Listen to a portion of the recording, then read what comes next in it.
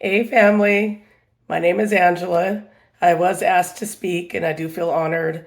Unfortunately, I could not attend the reunion, but my name is Angela Ingram, and my maiden name is Williams. My mom is Sandra Sangre. My dad is Emery Williams, and my grandma was Norma Jarvie Elliott. A lot of her knew her by Auntie Norma. So I hope that I can give some inspiration to anyone who needs it. So basically, I'll just start off by saying that I do live out here in South Carolina. I'm an hour from the beach, inland enough to be safe from the hurricanes. I did ask God for this for several years, and I've always been spiritual, and I put God first, even in trying and doubting times. I feel like I'm finally in a time in my life where I feel at peace for the most part. I have some PTSD that I am working on. So I used to be angry and irritated every day for about 20 years. And it's still a work in progress. Sometimes I still feel that way, but just not as often. It hurt to get to where I am, but I have been healing. I used to sleep with my fists clenched and I used to grind my teeth. I can remember waking up and my hands would just hurt. And I had to train myself to keep my hands straight when I slept. Well, I am finally healing from a lot of traumas and struggles that I have been through, and I am living proof for many who are struggling that you can get through this. So I've been homeless a few times in my life. I have dealt with Child Protective Services a few times. I've been on Section 8 and HUD. I've lived the trailer park life. I've been on welfare, but God has seen me through all of it. My dad used to tell me that I chose the hard path in life. I forced myself to graduate high school, and it crossed my mind all the time to just drop out. I did graduate with C's and D's. Wasn't proud of it, but I was proud that I'd at least graduated. I was always told that I could never go to college. I wasn't smart enough or there wasn't any money. So the summer after graduation, well, I went and I got pregnant. I got pregnant with my daughter Desiree, and I started my journey of being a single mom, and I was scared to death. My dad sent me to North Carolina to live with my aunt, who I really didn't know. At the time, it was a little traumatizing because of the culture and lifestyles was so different than how we grew up in Montana. I knew I wanted to provide a good life for my daughter, Desiree. I went to college there and I walked into the admissions telling them my dream was to go to college, but I didn't even know where to start. They supported me and they showed me how to apply for federal grants and state scholarships. So my aunt and I, the one in North Carolina, we couldn't always see eye to eye, and eventually I became homeless. Nevertheless, I continued to work 20 to 30 hours a week, and I was taking 18 credit hours in college, which is considered to be a really heavy load. But I managed to maintain an A average. I was that determined. Me and my daughter slept in my car, and when I could, I'd save up enough money for us to get a hotel room. Eventually, her babysitter figured out what was going on and she let us stay for a couple months. By then, I was in a relationship with my son's father, my son Jamel. I was pregnant again. We moved to Montana, we got our own place, and I continued my college journey. I first got my bachelor's degree within 4 years of starting the college in North Carolina and transferring to Montana. It was in mass communications. I focused on advertising and marketing. After graduating, I decided to go back and get a second bachelor's in art. I became a computer nerd and I taught myself how to build websites from scratch. And with my degrees, I started a career in graphic design and marketing. And after we graduated in 2002, we decided that we should just move back to North Carolina in hopes of finding higher paying jobs on the East Coast. By this time, after being together for 7 years, we were on the rocks and we did split up. That's when things really started to go downhill. I lost my son in an ugly custody battle. This was a couple years after 9/11, and the economy was so bad, especially on the East Coast. I got laid off my job with no severance pay. So I eventually had the opportunity to move to New York City, and I couldn't find a staple job, but I did a lot of marketing temp work, including I worked for Calvin Klein for a little bit. Today I am grateful for that experience, but I would never live there again. And while I was in New York City, I couldn't find a place to live. So I was pretty much homeless. I was staying places where I shouldn't have been. Used to have to hide. It was crazy. But anyhow, eventually I moved to Pennsylvania, 90 miles from New York City. And the cost of living was a lot more affordable. It was similar to Montana at that time. That's when I had my daughter, Sequoia, and I found a stable graphic design job where I was living in Pennsylvania. So after a couple of years of continuing to be a single mom, I decided to move back to North Carolina to be around my sisters. And again, the economy was still bad due to 9/11.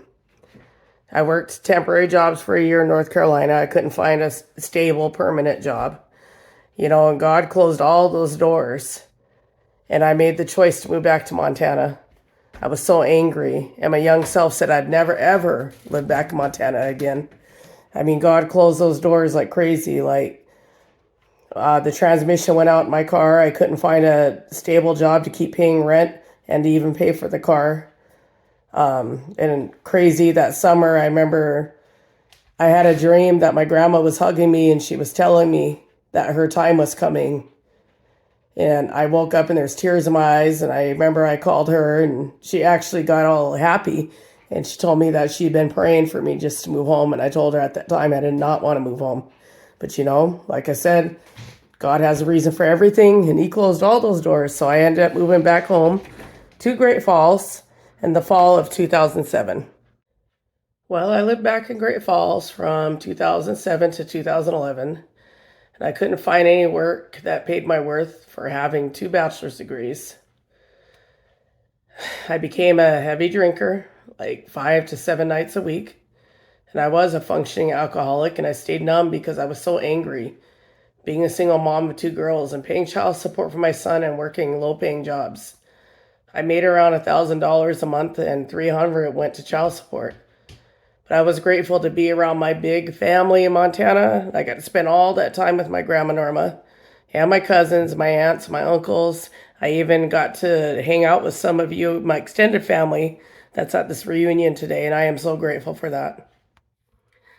So one day in 2011 in Great Falls, I decided that I needed to take the GRE test for grad school.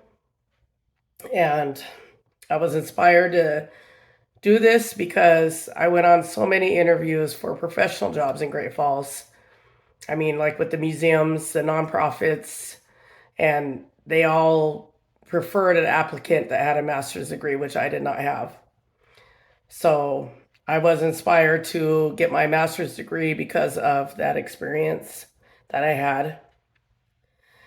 I was also tired of all the drinking and the dead end jobs, and I just wanted a new beginning because I knew that, again, I should have been providing a better life for my kids. So, just being resilient and bouncing back, I made that decision. After I took the test, I applied for grad school in Billings and I was accepted. So in the fall of 2011, I moved to Billings to start the new chapter, and I did graduate in 2013. It was May 2013 with my master's degree in public relations, and I had a GPA of 3.8. I didn't think I was going to graduate because the last 2 semesters of grad school, Grandma Norma died, Grandpa Sonny died. There was a lot of other traumatic stuff that happened. I was in an abusive relationship. But I continued to be resilient, and I landed a full-time job at ABC and Fox 4 in Billings as an online marketing manager. This gave me opportunity to finally become a homeowner after all these years of wishing and trying. The day I signed those closing papers, man, oh man, I cried at that title office in front of all those people, and I could not help it. But by the way, the picture that you see of my Aunt Carol, she also graduated in May of 2013 with her bachelor's degree. And she told me that I was one of her inspirations to get her degree. And it is true. It doesn't matter what age you are or anything. If you put your mind to it, you can do it. So I spent 3 years at the TV station. I dabbled around with other marketing jobs in Billings. I became fed up with corporate America. There was bullying and obvious unfair treatment of being a woman with pay scales and everything else. And I still am hold a suspect that I also struggled in corporate America from being a Native American and Black and being big, and none of it helped. Anyhow, I decided to start nonprofit work and government work. So I took a huge pay cut and left those corporate jobs. And then I applied for a community leadership program at MSU Northern in Havre. And that was an online program. So I started taking the nonprofit and leadership classes. While I was doing that, I was applying for the nonprofit jobs in Billings, and I also applied for the Bureau of Indian Affairs. So the BIA did hire me. They picked me up. I was so ecstatic. I started applying for jobs with the BIA when I got laid off in North Carolina way back after 9/11. And I kept applying several times with them over the years. So I stayed with the BIA. And during that time frame, I got rid of the abusive relationship. I reconnected and married my high school sweetheart from Great Falls back in the 1990s. And after my brother-in-law Mario passed away in North Carolina, we decided that we should move back so I could be around my family. And that's how we landed here in South Carolina near the beach. But now I do work for Veteran Affairs remote, and because I could not keep working for the BIA. Before I close, I just wanted to point out some of the things I've done, some of the accomplishments I've had besides working and college. I designed the mock-up website back in 2007 when I moved back to Great Falls for the Little Shell Tribe. I mean, that was way back then. It was just a mock-up. They never did use it. I've done other things like with the nonprofit stuff. I found the first grant. I wrote it. Got the first grant for the Barrio Golden Gloves Boxing in Billings while I was living there. I got that for those kids. I did a lot of their marketing on a volunteer basis. I built their website. I did flyers, event flyers for them, helped with their fundraising. My cousin Shane asked me to design some posters years ago for the Stone Child HIV initiative. I did that. My most recent thing that I did, I'm so proud of, I illustrated and I designed Native American Prevention Suicide Card for Yale University School of Medicine. I am so proud of that, and those are available. If anyone's interested, I can give you the contact information if you want any, if you work in healthcare. So on a closing note, I just wanted to express that, if I can do it, you can do it. I'm fully aware of the historical trauma, the broken families, substance abuse, other abuse, and numbing it. But we are resilient. It hurts, but you can overcome it. Grandma Norma told me a few times in my life that I can do anything I wanted to if I put my mind to it, and the world is mine if I want it. And that's something that I have never forgotten, and it keeps me going. She also told me that I have done all the things that she only wished she could have done. She told me this when I moved from Great Falls to Billings to start grad school. And it's just mind over matter, and if you really want it, you will do it. And I also say to keep God first. Creator, God, put that first and everything else will fall into place. And I just want to leave it with, if anyone needs any kind of mentoring or coaching, you can always feel free to contact me. If you don't know how to contact me, you can ask, somebody there at the reunion. Most of you know how to contact me. You can find me on social media or just ask. Anyway, take care and enjoy the reunion.